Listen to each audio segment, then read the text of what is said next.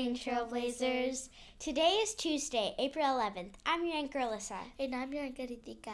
Please stand for the pledges and the moment of silence. Please stand for the pledges and the moment of silence. I pledge allegiance to the flag of the United States of America and to the republic for which it stands, one nation, under God, indivisible, with liberty and justice for all. And now for the Texas pledge.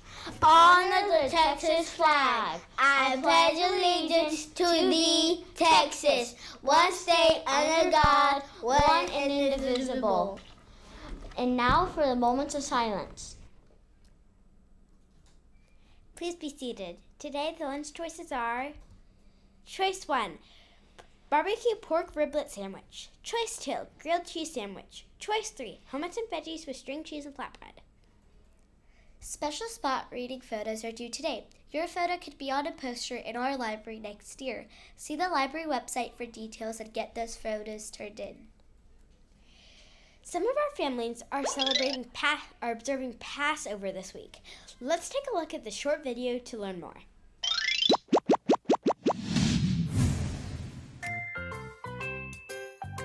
Passover is an 8-day festival celebrated each year during March or April. It honors the biblical story of the Exodus, the freedom of the ancient Jews from slavery in Egypt. The king of Egypt, known as Pharaoh, was confronted by the prophet Moses, who demanded that Pharaoh free the Jews from slavery and allow them to leave Egypt. When Pharaoh refused, God sent 10 plagues to destroy the Egyptians. The 10th plague was the worst of all, and, to be spared, the Jews marked their houses so the plague would pass over them. Hence, the celebration of Passover. Finally, Pharaoh gave up and told Moses to lead the Jews out of Egypt. Not wanting to give Pharaoh even a moment to change his mind, Moses commanded the Jews to pack up and head out for their journey. To emphasize the urgency, he told them not to wait for their bread dough to rise.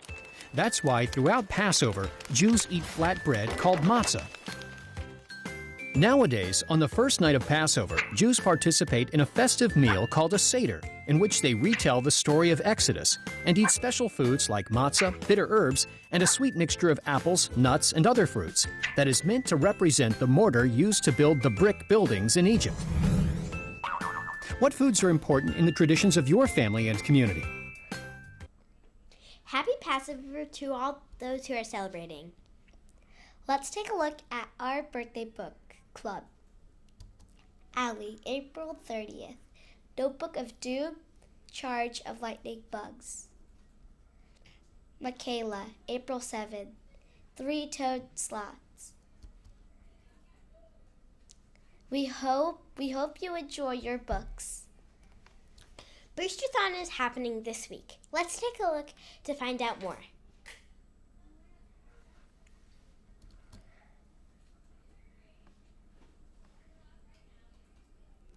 I'm so jealous. Grandpa got to work in Yosemite. I've always dreamed of seeing the sunset from the Inspiration Point. Well, you should see a sunset from Horsetail Falls. When the sun is just right, it looks like a waterfall of fire. Grandma, do you think Grandpa buried the treasure in Yosemite? Who knows? He did love that place. Hey, quiet down. We'll start it. Right now, we're standing at the foot of a 3,000-foot-high granite monolith known as El Capitan. When it comes to climbing, El Cap has become a rite of passage for climbers from all over the world. The first ascent in 1958 took 47 days. From the meadow below, you can still see modern-day climbers scaling the massive wall. Welcome to Yosemite National Park. Yosemite is best known for its waterfalls, granite cliffs, deep valleys, grand meadows, giant sequoias, and much more. But lesser known is the fact that Yosemite was central to the development of the national park idea. John Muir, the famous naturalist and explorer, led a successful movement to have Congress establish a larger national park by 1890, paving the way for the national park system. Of the 4 million visitors each year, most spend their time in Yosemite Valley.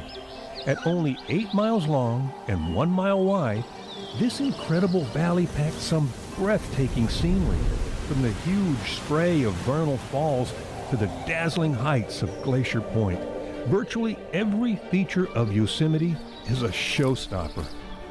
One of the things that makes Yosemite so unique and so amazing is the large number of waterfalls and granite formations.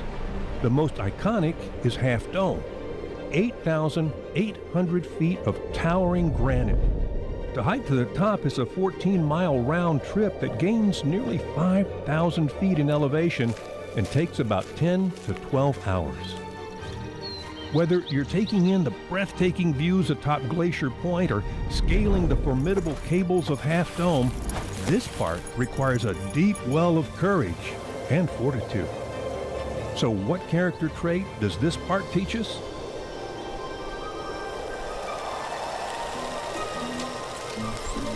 What character trait do you think Yosemite has to teach us? Always use a rope while climbing El Cap? Unless your name is Alex Honnold. Grandpa said the park draws something out of you. Requires courage, not for the faint of heart. I think I got it. It's bravery. That has to be it. Bravery is about facing up to your fear. It's having the mental or moral strength to face danger, fear, or difficulty. Exactly. Whether you're afraid of heights, horses, or history tests, bravery is about moving forward in spite of your fear. I mean, for some, it could just be tackling something new, like a subject or making a new friend. So Yosemite taught Grandpa how to live with bravery? Epic. Nice. I wonder what park we're going to visit next.